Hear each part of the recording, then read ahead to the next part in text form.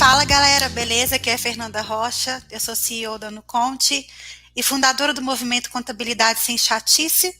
Nosso objetivo é fazer com que vocês, contadores, incluso eu, que também sou contadora, sejamos essenciais na tomada de decisão das empresas. E nesse momento de pandemia, é um momento que eu considero, ao longo de toda a minha carreira e como contador, o movimento mais propício para a gente exercer esse nosso papel de estar ao lado das empresas, dando esse apoio tão crucial na tomada de decisão. Para isso, a gente vai sempre fazer uso da contabilidade como ciência. Bom, você está no episódio número 2 da série Consultoria Contábil na Prática. É uma série que eu criei com o objetivo de analisar empresas nos seus dados reais, dado o contexto atual em que a gente está vivendo. Então, todo o episódio que será transmitido para vocês nas quintas-feiras, todos os episódios eu vou trazer cases reais de empresas. Então, se você tiver também alguma empresa aí que você queira que eu analise, traz para mim os dados que a gente vai fazer essa análise juntos. Eu estou usando a plataforma da Nuconte para poder fazer essas análises, para poder chegar num diagnóstico, na verdade, num pré-diagnóstico, dado que eu não tenho o contato direto com o empresário. Então, o que eu vou analisar aqui agora são números, mas eu não sei em qual cenário que a empresa está nesse momento. Não, muitas das vezes eu vou analisar empresas cujos mercados eu não tenho domínio, por isso sempre eu vou fazer hipóteses aqui, nunca vou fazer afirmações, eu sempre vou levantar hipóteses, sempre com perguntas, nunca com respostas cravadas na pedra. O objetivo aqui dessa série, né, não é só apenas trabalhar essa parte mais técnica da consultoria, que é a análise mesmo da saúde da empresa, com base em dados contábeis, mas também eu vou trazer algumas vivências práticas aí sobre fazer propostas de consultoria para empresas, algumas ferramentas de trabalho. Então eu vou estar sempre compartilhando aí a parte mais estratégica também, a parte mais gerencial dessa consultoria, certo? Bom, hoje eu quero mostrar aqui para vocês uma empresa da área de agronegócios. Na verdade, ela comercializa tratores para agricultores, né, para empresas de agronegócio, e eu vou analisar os dados a partir de janeiro de 2020 até maio de 2020, que é a última atualização da empresa. Obviamente, eu ocultei o nome real da empresa e estou exibindo os dados conforme autorização, mediante autorização do seu respectivo contador, beleza? Bom, eu já analisei previamente a empresa e já vi uma situação em que ela se encontra, que é uma situação de alavancagem, ou seja, é uma empresa que se mantém através de financiamentos de terceiros, né? A gente vai mostrar aqui o porquê disso e também responder a pergunta que é o tópico principal aqui da nosso episódio de hoje, que é sobre se isso é algo bom ou se é algo ruim, né? Uma empresa que é alavancada, né, mantida com base em recursos de terceiros, é algo bom ou é algo ruim? A gente vai responder essa pergunta aqui hoje. Beleza? Então, quero compartilhar aqui a minha tela com vocês, para a gente poder já analisar aqui os dados dessa empresa. Bom, a empresa que vocês estão vendo aí, então, ela está, como eu disse, na base de dados da Nuconte, e vocês vão ver sempre eu analisar a empresa iniciando pelo dashboard de resumo, que traz ali os principais indicadores, os principais KPIs da empresa, e é a partir dele que eu vou aprofundando e afunilando até encontrar onde está o principal problema da empresa. Não necessariamente quer dizer que essa empresa tem um problema, ok? Mas como a minha perícia técnica, né, é sempre com esse objetivo de encontrar um problema. Pode ser que não tenha. Então, eu sempre vou levar em consideração aquilo que pode melhorar. O que já está bom pode ficar ainda melhor, ok.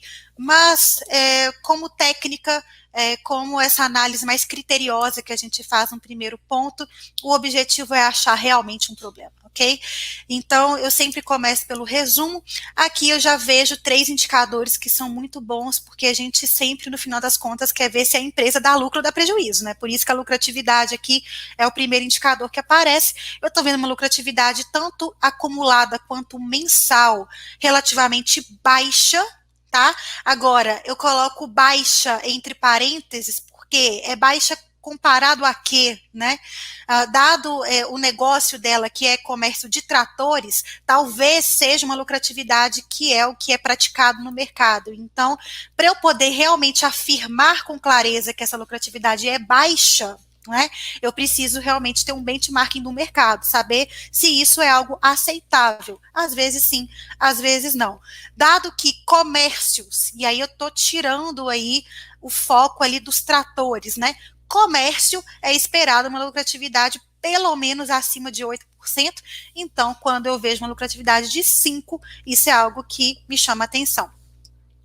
Aqui no fluxo de resultados, uma coisa que me chama atenção também é o fato de que toda vez que ela aumenta a sua receita, ela também aumenta seus gastos. Então, ela tem, né, assim, já é uma afirmação, assim, já é uma inferência, né, de que grande parte desses gastos aqui estão relacionados com custos que são diretos, né, são custos ligados diretamente ali na manutenção dessa receita, na geração dessa receita, são custos variáveis também, né? São custos diretos e variáveis.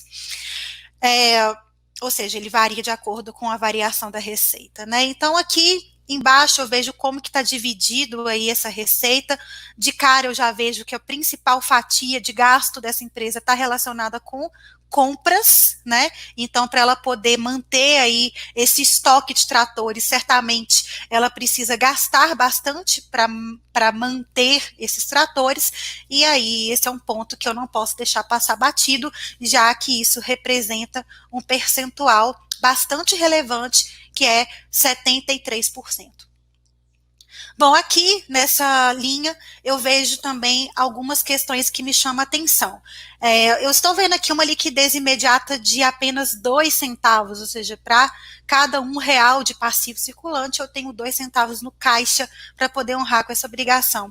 Olha, uma liquidez imediata abaixo de 1 não quer dizer que seja algo muito ruim. Nossa, a empresa vai quebrar. Não é isso. Eu preciso realmente entender se essa empresa tem estrutura, né, para suportar esse balanço, né, entre passivo e ativo, para ver se realmente é algo ali que faz sentido.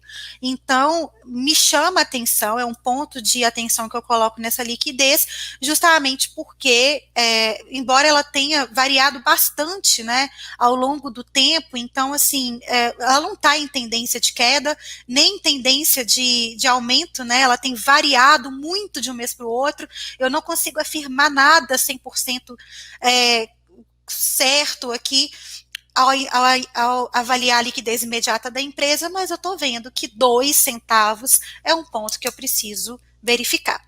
Um ciclo financeiro de 35 dias em tendência de queda, que para mim é bom, e esse ciclo financeiro de 35 dias, ele tem que ser mantido por alguém, né, e por um valor, né, por quanto, para ela poder gerar ali a sua receita, para ela poder fazer a sua operação, né, que é comprar de fornecedores, estocar aquele produto, vender esse produto e receber do seu cliente, isso é algo que acontece dentro de um ciclo de 35 dias, e para isso acontecer, ela precisa de uma necessidade de capital de giro na casa dos R$ 2 milhões.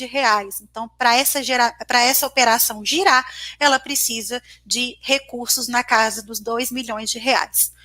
Certo? Eu não sei se isso é bom ou se isso é ruim, mas uma necessidade de capital de giro relativamente alta, né? 2 milhões nunca é baixo. E uma liquidez baixa e um ciclo financeiro de 1 mês, ok, isso é algo que eu preciso olhar com um pouco mais de atenção para ver se faz sentido. Antes de ir especificamente para o capital de giro, como essa lucratividade dela me chamou a atenção, eu quero ver como que está a estrutura dela de custos e de despesas. Então, por isso eu venho aqui para resultados. Eu estou na linha da DRE da empresa, né? Aqui eu estou vendo a DRE sobre uma outra perspectiva, um outro parâmetro e tal, onde eu consigo ver a receita ali segregada do seu custo e da sua despesa, mas 2 pontos aqui me chama a atenção.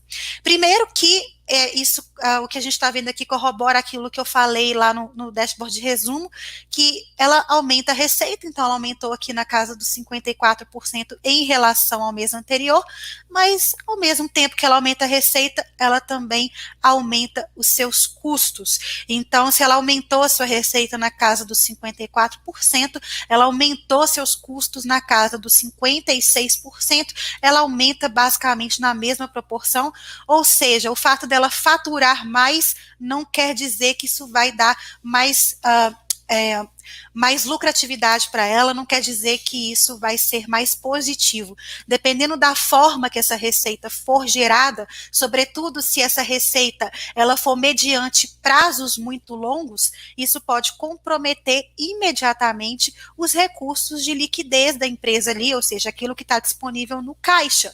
Então, por isso que isso é algo que me chama muita atenção. Vender mais não significa ter mais lucro, e dependendo do prazo, pode realmente comprometer ali os recursos imediatos da empresa de liquidez. Despesa foi algo que aumentou também, né? Então a gente teve um aumento aí de 56% no custo e de 31% na receita, né, em relação ao mês anterior.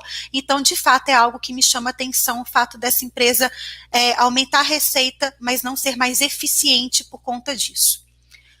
Um outro fator que me chama atenção é um markup relativamente baixo, né, um markup de 1,46.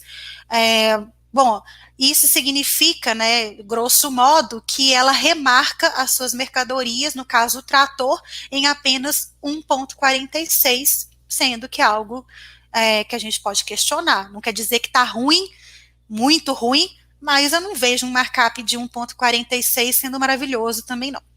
O ponto de equilíbrio dela naturalmente vai aumentar com o aumento da sua receita, dado que, como a gente já viu, ela aumenta custos e despesas na mesma proporção. Então, o ponto de equilíbrio, né, uma receita alta, mas com um aumento proporcional de custo e despesa, faz aumentar também o ponto de equilíbrio. Então, olha, é uma estrutura que fica ali sempre, sabe, na beirada ali, sempre quase caindo para cá ou quase caindo para lá. Ou ela melhora ou ela piora. Então ela fica bem em cima da linha e por isso que a gente tem que olhar isso com mais carinho.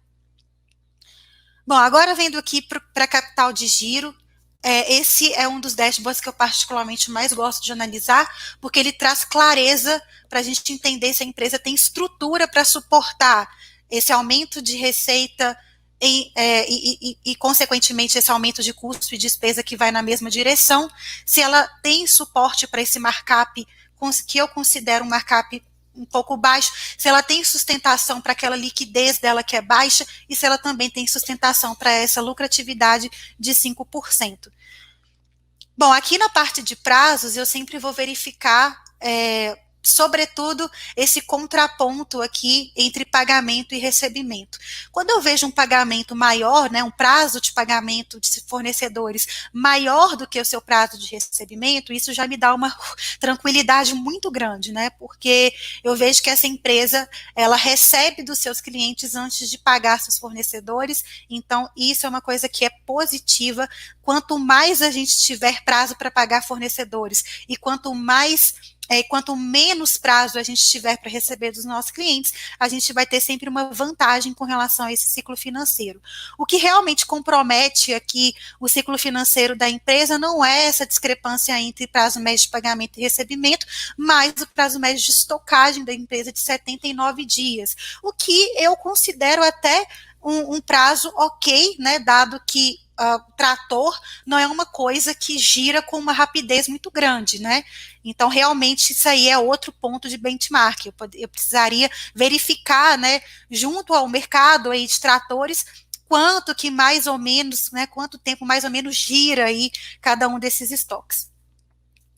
Ok? E aqui embaixo eu gosto também de olhar sempre para esse gráfico que eu considero um dos mais importantes no Conte, onde a gente vai ter aí a gestão de tesouraria. É aqui que eu realmente consigo ver se a empresa tem ou não tem estrutura para tudo aquilo que a gente já acabou de falar. Aqui duas coisas me saltam aos olhos, assim, que é bem interessante. A gente tem um capital de giro muito próximo do valor da sua necessidade de capital de giro. O que é o capital de giro? São os recursos de longo prazo utilizados para financiar a operação, ok? E a necessidade de capital de giro é o quanto de recurso é demandado para financiar a operação da empresa, né? Que em termos de financeiro, é de 35 dias. Então, a necessidade de capital de giro é o ciclo financeiro em dias, ok? E eu tenho aí na casa dos 2 milhões, então eu tenho capital de giro muito próximo da necessidade. E o saldo de tesouraria de 154 mil, que nada mais é a diferença, né, do que eu tenho menos o que eu demando, dando o resultado aí do meu saldo de tesouraria. Isso, o que é o saldo de tesouraria? São os recursos da empresa livres de financiamento para a operação. Então, é como se eu tivesse esses recursos de 154 mil disponíveis no caixa da minha empresa para fazer o que quiser com ele, ok? Eu posso fazer o que com esse dinheiro? Eu posso reinvestir, eu posso quitar, antecipar o pagamento de algumas dívidas, eu posso fazer isso, eu posso distribuir esse dinheiro, eu posso manter essa reserva dentro do meu caixa para que a minha liquidez aumente, então eu posso trabalhar essa tesouraria de várias formas. Uma coisa que é interessante é que esse capital de giro e essa necessidade de capital de giro sempre se manteve muito coladas umas nas outras, tá vendo? Então, e se o capital de giro aumenta, a necessidade de capital de giro aumenta também mais ou menos na mesma proporção. Aqui caiu, as duas ficaram mais ou menos com o mesmo valor, a diferença ali de 800, de 700 e poucos reais, então elas andam juntas, né? E quanto mais a gente puder descolar um gráfico do outro, uma linha da outra, mais a gente vai ter recursos livres, né, da empresa. Então, eu preciso, né, que ou esse capital de giro meu aumente, ou essa necessidade de capital de giro diminua, para que eu possa ter um saldo de tesouraria mais favorável. Nesse caso aqui, eu tive um aumento do capital de giro, né, que ela veio uma tendência de aumento nos últimos meses, desde janeiro ela vem em tendência de aumento, ou seja, os recursos que eu tenho para financiar a operação, lembre-se sempre, capital de giro, o que é? Recursos de longo prazo, qual que é a fórmula do capital de giro, pessoal? É PL mais passivo não circulante menos ativo não circulante. Ou seja, são os recursos que eu tenho disponíveis na empresa para financiar a minha operação. Quanto mais recursos de longo prazo eu tiver, ou recursos próprios advindos do PL, maior vai ser meu capital de giro. Porém, se grande parte desse capital de giro, ou se esse capital de giro estiver completamente comprometido no ativo não circulante, ou seja, é um capital de giro que está imobilizado, pior vai ser os resultados da minha empresa, porque aí os recursos de curto prazo vão ser aqueles que vão financiar a operação, e muitas vezes esses recursos eles precisaram ser onerosos, ou seja, a empresa vai precisar lançar a mão de empréstimos de curto prazo para que essa operação gire, ok? Então, quanto mais recursos de longo prazo eu tiver, mais prazo eu tenho para poder pagar, né? Então, isso é bom, isso faz o meu caixa ter recursos, como eu disse, livres, né? Para que eles possam ser reinvestidos, distribuídos, enfim, da forma que eu entender que faça mais sentido para a minha estratégia. Ou seja, eu preciso garantir que meu capital de giro sempre se mantenha maior que a necessidade que essa operação demanda. Que operação que é essa? É a operação que é mostrada aqui, que é, né, vista na forma dos prazos médios, né, desde o de pagamento até o de recebimento. Ok?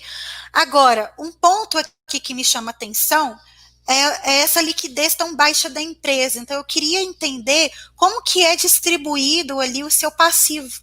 para poder ver como é que esse passivo está sendo dividido entre o passivo circulante e o não circulante. Eu vou tentar achar aqui alguma forma de aumentar esse capital de giro, visto que mexer na necessidade de capital de giro nem sempre, como eu vi aqui que o negócio está bem redondinho, né? Talvez eu possa mexer um pouco nesses prazos aqui e tal. Talvez eu possa tentar diminuir meu prazo de estocagem, mas, cara, trator, velho. Eu nem acho que é o caso aqui tentar mexer muito no estoque, né? E nesses prazos de pagamento e recebimento. Então, a necessidade de capital de giro, ela é o que ela é. Então, eu não mexo nela. Agora, no capital de giro, cara, será que dá para poder melhorar isso aí? Não sei. Como que eu vou saber se dá? Eu quero ver o quanto desses recursos de capital de giro realmente eles estão comprometidos ali no meu PL. Desculpa, no meu ativo não circulante, né, no meu imobilizado.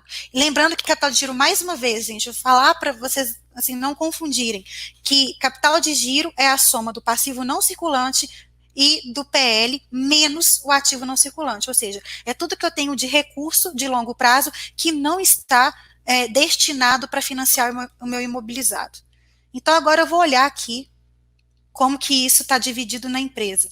Nesse valor de liquidação aqui, eu já vejo um ponto de atenção muito forte. Significa, quando eu vejo esses gráficos abaixo do zero, isso significa que se a empresa fechasse as portas e quitasse ali, recebesse tudo que tivesse que receber e pagasse todas as dívidas que ela tem que pagar, ela sairia devendo, né? Então, se eu tenho aqui esse gráfico abaixo do zero, significa que a empresa estaria ali devedora ali na casa dos 3 milhões, mesmo que ela recebesse tudo que ela tem para receber de cliente, mesmo que ela vendesse todo o seu estoque, isso considerando, né, um valor, aqui eu já estou depreciando o depreciado, né, seria um valor aqui presente, um valor imediato de negociação, onde eu já colocaria defasado esse valor, ainda assim eu sairia devendo.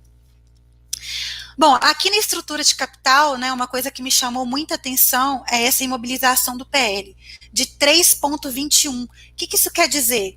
Que esse PL está dentro do ativo não circulante 3 vezes. Então, eu tenho 3 PLs, né, acumulados ali da empresa dentro do ativo não circulante. Ou seja, todo o lucro que essa empresa está gerando, ela está entrando para poder financiar. Não é a operação do negócio, é o ativo imobilizado, né? E aí eu pergunto, né, por que essa empresa tem um ativo imobilizado tão grande, se o negócio dela é comércio de trator? Então, por isso, assim, que eu não posso afirmar nada, eu só posso levantar aqui uma hipótese que ela pode ser que alugue também esses tratores. Aí, de fato, o trator, ele entra no imobilizado, porque ela faz né, ela presta um serviço ali de aluguel, então fica ali com esse imobilizado grande, né? Ela tem um imobilizado maior do que seu estoque.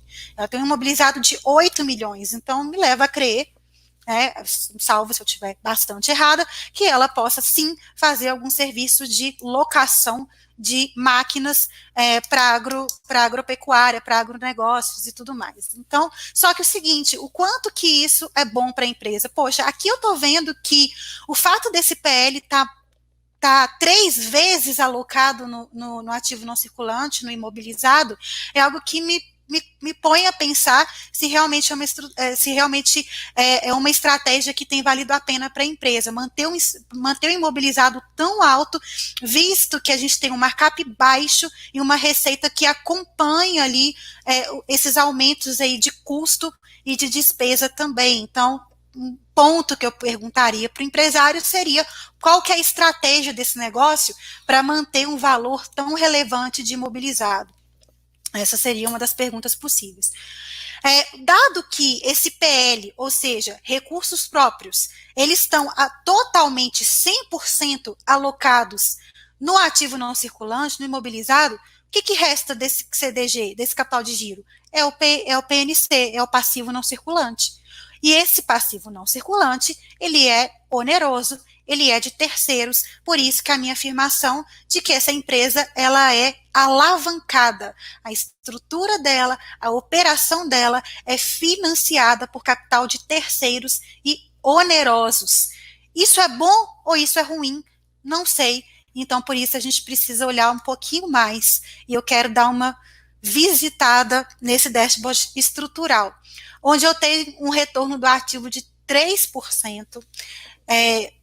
Poxa, são pouquíssimas coisas assim de investimento que dão retornos tão baixos, na casa dos 3%. Então, isso é algo que realmente me põe a pensar o quanto que esse negócio está sendo rentável para quem pôs o seu rico dinheirinho lá dentro, né?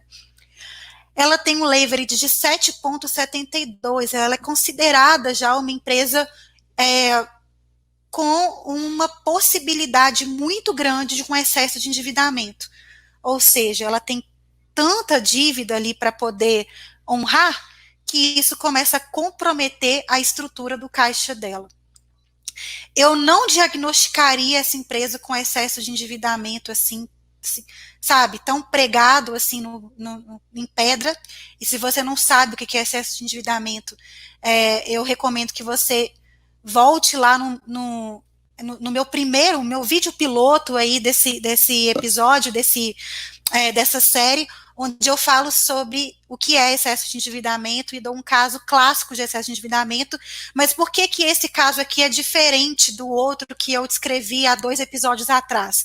Porque aqui eu tenho uma estrutura de capital, eu tenho lá aquela gestão tesouraria que permite com que essa empresa de fato seja endividada. Por que permite? Porque eu ainda tenho um saldo de tesouraria positivo. Eu consigo fazer com que sobre grana para que essa empresa possa ter recursos ali imediatos, de curtíssimo prazo, no seu ativo ali, né, chamados ali de ativos financeiros ou de caixa equivalente de caixa e tudo mais. Então, embora essa empresa esteja extremamente alavancada, ela é uma empresa que consegue sustentar sua operação dessa forma. Mas, né, é um risco. E assim, ao contrário da maioria das empresas que são muito conservadoras no Brasil, ou seja, elas tendem a manter a sua operação com capital próprio, ou seja, mantém a operação com o próprio lucro da empresa, mantém a operação com investimentos que são feitos pelos próprios sócios da empresa e dificilmente recorre a banco. Não, essa empresa só se mantém viva porque ela conta com os empréstimos e financiamentos do banco. Né, do banco, de leasing, né, e aí depende aí quais são as formas de captação e compra desses tratores, né, e dessas outras máquinas que ela vende, ou aluga, enfim. Mas ela é uma empresa que só se mantém assim, né? Então, dadas as flutuações de juros, de spread, de todas essas questões que envolvem o mercado financeiro, ela acaba ficando sempre muito suscetível a isso. É uma empresa que talvez eu recomendaria a ela ser um pouco mais conservadora. Em que sentido? Olha, é uma empresa que se mantém com capital de terceiros, ok, ela pode continuar fazendo dessa forma, mas, cara, deixa aumentar um pouquinho ali a sua disponibilidade de capital próprio, desmobilizando um pouco desse mobilizado seu. Talvez fazendo uma venda de mobilizado, talvez diminuindo esse percentual de mobilização da empresa. Parece que ela é uma empresa que com frequência adiciona novos imobilizados ali na sua operação, na sua estrutura, e por isso talvez uma estratégia seria, cara, deixa quietinho aí durante um tempo, até a gente ver como é que vai ficar essa estrutura aí da pandemia, foca ali no seu estoque, né, mais ali na venda do trator e talvez um pouco menos nesse caso do aluguel. E aí a gente conseguiria, talvez, através disso, entender se esse negócio de aluguel realmente é ou não é rentável para a empresa. Então, pessoal, resumindo tudo, né, e já respondendo mais uma vez a pergunta que eu mesma fiz aí, se a empresa alavancada é bom ou ruim, a resposta, obviamente, é Depende, né? Depende da estratégia da empresa, depende do que ela está planejando fazer aí para os próximos meses, mas uma empresa com uma alavancagem assim, acima de 3,33 no seu leverage, é algo que me põe muito a questionar essa estrutura, é muito arriscada, dado o atual momento que a gente está vivendo de pandemia, então eu diria para esse pessoal, aguentar as pontas aí um pouquinho, vender um pouquinho de imobilizado, entender ali como aumentar mais esse capital de giro da empresa para que ela de fato possa ter recursos no caixa mais compatíveis ali com a atual realidade que a gente está vivendo. Dado que a sua necessidade ela é tão alta quanto os recursos disponíveis, é quase que o mesmo valor, realmente os recursos de caixa da empresa ficam muito oscilantes, né? Igual a gente, se a gente for ali nessa parte de variação de caixa, a gente vai ver uma entrada, saída, então, mês tem aporte, outro mês não tem aporte, outro mês esse caixa é esvaziado, justamente porque está ali bem na corda bamba, e esse momento que a gente está vivendo, embora a empresa tenha aumentado a sua receita, a gente viu ali que, em termos de recursos de caixa, é algo que ela precisa prestar muita atenção. Beleza, pessoal? Então, espero que vocês tenham gostado aí dessa explicação. Não deixem de comentar esse vídeo, deixar, né, aí os pareceres de vocês, até mesmo técnicos, né? Se vocês tiverem entendido que eu fiz alguma interpretação errada, alguma interpretação equivocada aí na posição de vocês, poxa, deixa o comentário aí para mim, eu quero, na verdade, evoluir, crescer, então, esse comentário, essa crítica aí, eu vou entendê-la como uma crítica totalmente construtiva, e a gente está aqui para aprender junto, beleza, galera? Então, beijo para vocês, tamo junto, até o próximo episódio, tchau, tchau.